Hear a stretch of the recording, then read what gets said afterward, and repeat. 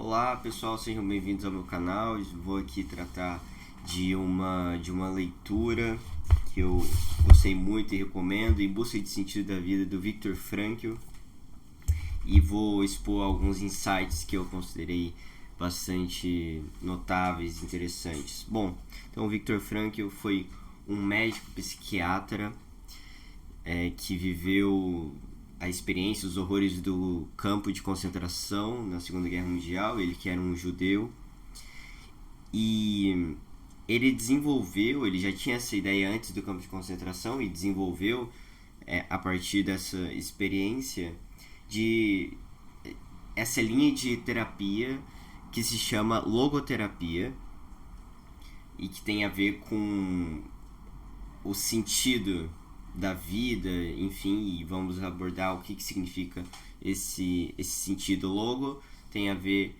com a palavra grega que significa razão ou palavra. Nesse sentido, nesse contexto, significa sentido, sim, sentido, razão, sentido, enfim. Muito bem. Uma das coisas, então vamos lá, eu separei alguns pontos. A primeira coisa que é muito assim comum, evidente, todo mundo já ouviu isso de alguma maneira, mas o sofrimento é suportável se ele tem um sentido, não é mesmo?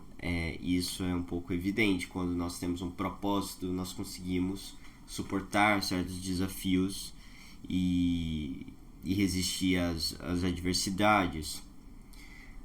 Agora, esse sentido é que deve ser aprofundado, né?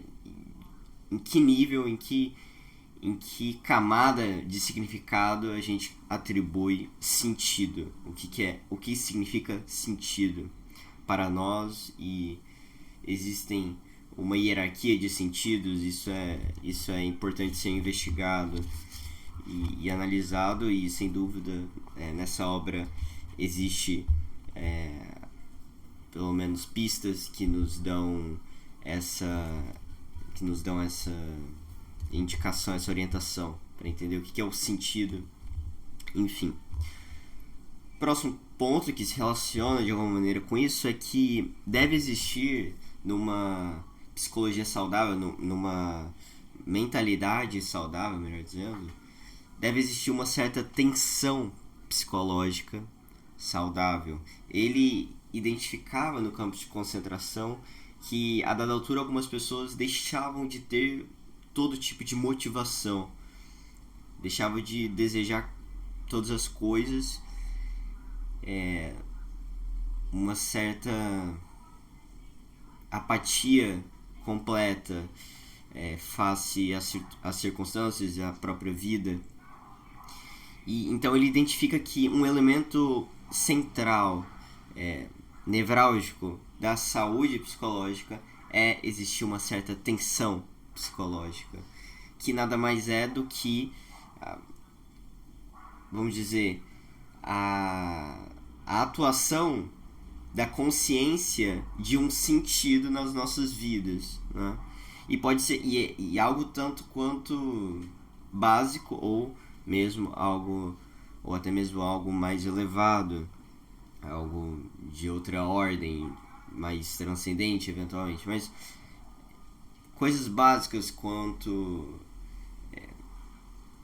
se alimentar, buscar alimentos, roupas, melhores condições que eventualmente se pudessem adquirir mesmo estando numa prisão daquele modo, passando por questões de procurar a família depois do campo de concentração, depois, se eventualmente, que era uma taxa muito pequena de sobrevivência, né? Depois de acaso sobreviva, encontrar pessoas que se ama, enfim. Até mesmo coisas mais transcendentes, quanto se tornar algo melhor, né? Evoluir como pessoa, alcançar a sua entidade e por aí vai. Então deve existir uma certa tensão psicológica, e essa tensão psicológica também se traduz, além do se tornar, o realizar algo, né? O realizar algo. Então, essa diferença, essa defasagem entre o que nós somos e o que nós almejamos ser, ou então o que nós ainda não fizemos e aquilo que devemos fazer, isso é um elemento poderosíssimo de tensão psicológica saudável, né? É necessário haver esse elemento. Eu particularmente gostei muito desse insight porque me fez ter uma visão um pouco mais sã acerca, por exemplo, da ansiedade, por exemplo, de uma certa angústia natural da vida, que me parece muito natural com relação a um jovem que ainda não realizou grandes coisas, nem se tornou alguém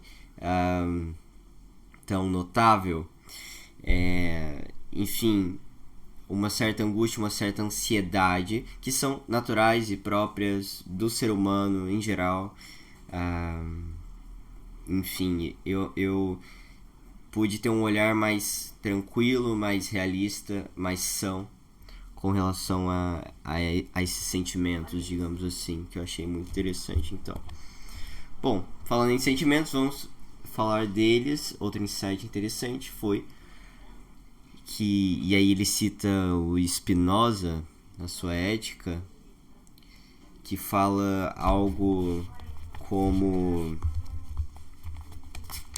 não vou achar aqui a citação exata, mas ele fala, o sentido é que quando nós compreendemos as paixões, quando nós compreendemos os sentimentos que nos afligem, a origem desses sentimentos e a racionalidade desses sentimentos, nós conseguimos de algum modo diminuir a sua intensidade, pelo menos. Deixa eu ver se eu acho aqui rapidamente. É uma citação que eu achei um tanto quanto arrojada, um tanto quanto muito forte, como se fosse fácil. Aqui, aí tem a citação em latim: a emoção que constitui sofrimento deixa de ser sofrimento tão logo formarmos a seu respeito uma ideia clara e precisa. Então, eu achei arrojado por quê? Porque fala que deixa de ser sofrimento tão logo formarmos essa ideia acerca dele, né, do sentimento. Então eu achei muito forte, mas sem dúvida diminui a intensidade do problema, da coisa, na medida que nós racionalizamos esse mesmo sentimento. Então eu achei interessante. E por último, o que eu queria dizer é acerca do suprassentido que Viktor Frankl identifica, e ele dá um exemplo. Viktor Frankl menciona uma experiência com uma cobaia, de um macaco como cobaia, uma experiência de uma vacina contra a poliomielite, se não me engano, e ele explica que o macaco ele não consegue compreender o sentido desse sofrimento que lhe está sendo imposto, ao contrário do ser humano, que notoriamente entende o motivo do seu sofrimento, que é para alcançar a vacina, enfim, a cura da doença. Bom, da mesma forma, ele considera que pode haver um suprassentido para além da nossa inteligência, da nossa capacidade de racionalização das coisas, dizendo que poderá então haver um sentido mais, enfim, um sentido que é um suprassentido, é algo de uma ordem que nós não conseguimos intuir de modo tão imediato, de modo não tão óbvio, um suprassentido para o nosso sofrimento, para o sofrimento humano. Eu achei isso também muito interessante. E de fato, essa questão do suprassentido, ela faz muito sentido quando a gente olha para as questões fundamentais da filosofia, como por exemplo a origem do mundo,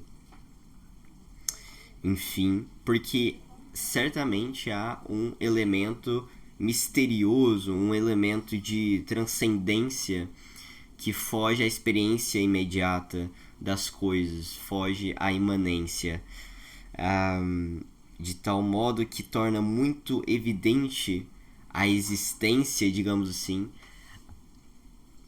do suprassentido. Coloco entre aspas porque não é uma existência material, é uma existência de uma outra ordem, de realismo, né? Poderíamos dizer mais real do que nós próprios, mais real do que a experiência tão limitada que é os sentidos, por exemplo, e, sem dúvida nenhuma, a nossa própria inteligência e razão. Muito bem, então eu deixo vocês com esses pontos para meditarem e espero que tenham gostado e espero que vocês leiam, se não tiverem lido ainda, essa obra tão importante quanto Em Busca de Sentido, do Viktor Frankl. Muito bem, muito obrigado.